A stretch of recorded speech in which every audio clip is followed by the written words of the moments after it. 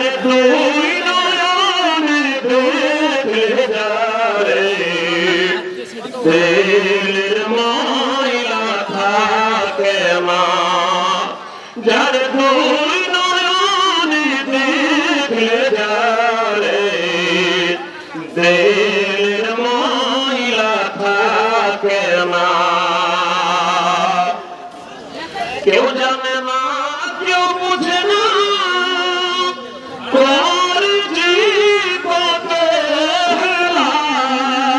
বাবা আমার তো ছেলে পোলা হয় না, আমার তো বাচ্চা কাচ্চা হয় না, তখন বাবা তোমার বাচ্চা হয় না, তা কি হয়েছে, আমি তো আছি রহিমুল্লাহ কোন এইটা দিয়া আবার খাজা বাবাকে বুঝাই। আরে খাজা ফরিদপুরি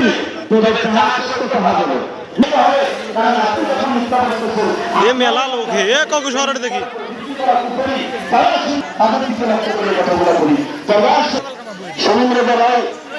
তারপরে আমাদের রহমান ভাই শাপলা ভাই ওনাদের সাথে বিশ্বজাতের মঞ্জিলে আমি যাব।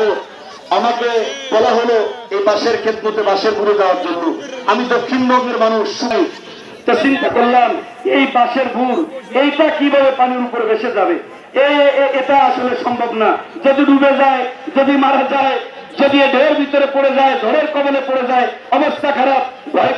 একটু সামনে যাওয়ার পরে একটা পাক, পানির পাক আছে না, পানির পাকের ভিতরে পড়ার সাথে বাঁশের এইভাবে গুলি সময় দেয় নেই, এই বাঁশের ভুল এইভাবে গুলি দেওয়ার পরে আমাদের এই গাইবান্ধার নায়ক ভাই, উনি ছিলেন ভুল প্রধান, বেঁচে আছেন। এই নায়ক ভাই উনি তখন তাকবীর দিচ্ছেন, আমি খেয়াল করতেছি, আমার আইডিতে লাইভ আছে, এটা একেবারে নগদ, আমি সেখানে লাইভ করতেছিলাম। দেখলাম যে এই তখনই মানে এই পানির ভিতরে পাক শুরু হয়ে গেছে।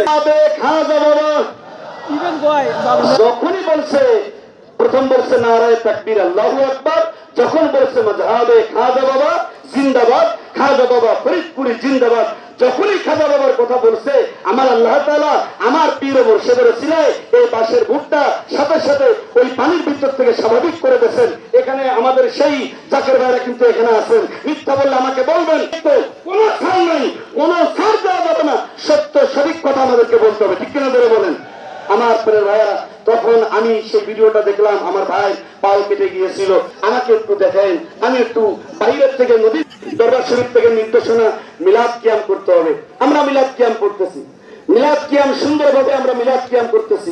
একটা পর্যায়ে ছোট্ট একটা পাক, পানির একটা পাকে নিয়ে এসে তাকবীর দিলে তো সব ঠান্ডা, ভয় পাচ্ছি, আবার বিশ্বাস আছে তাকবীর দিলে তো ঠান্ডা হয়ে যাবে, কিন্তু এই পাকটা দেখে আমি একটু আতঙ্কিত হয়ে গেলাম। তারপরে এই জাকের বাইরে যে শাপলা ভাই আনাম ভাই তো জেলায় মনে হয় সহকারী কর্মী প্রধান, আনাম ভাই উনি আমাকে ইশারা দিচ্ছেন, এদিকে তাকান, এদিকে তাকান। আমি তাকায় দেখি এই পানির পাকটা আস্তে করে বাঁশের ভুট্টা ঘুরাই দিচ্ছে, বাঁশের ছিন্ন বিচ্ছিন্ন কাটা, এই ছিন্ন বিচ্ছিন্ন বাঁশগুলি, ঝাড়ের থেকে কাটা বাঁশগুলি দাদু হুজুরিনাথপুরে তিনার মাজার শরীফের দিকে এইভাবে সোজা হয়ে আস্তে করে দাঁড় হয়ে গেছে। বলেন আল্লাহর ওলির ওসিলায়, কেবলাদান হুজুরের ওসিলায়। আরে বেটা, দেখলে আর শুনেকে, দেখলে আর শুনেকে, দেখলে স্বাভাবিক হয়ে গেল ওই বাঁশের ভুর, যার ওসিলায় স্বাভাবিক হয়ে আমরা সেখানে দেখলাম এই ছিন্ন বিচ্ছিন্ন কাটা বাঁশগুলি। আমার ভাইয়েরা, আমার দাদু হুজুরের পবিত্র মাজারের দিকে এইভাবে দাঁড়ায় ওই বাঁশগুলি মনে হচ্ছে তারাও আমাদের সাথে সালাম দিচ্ছে। আল্লাহু আকবার দিতে পারে কিনা, আওয়াজ হচ্ছে না, পারে কিনা?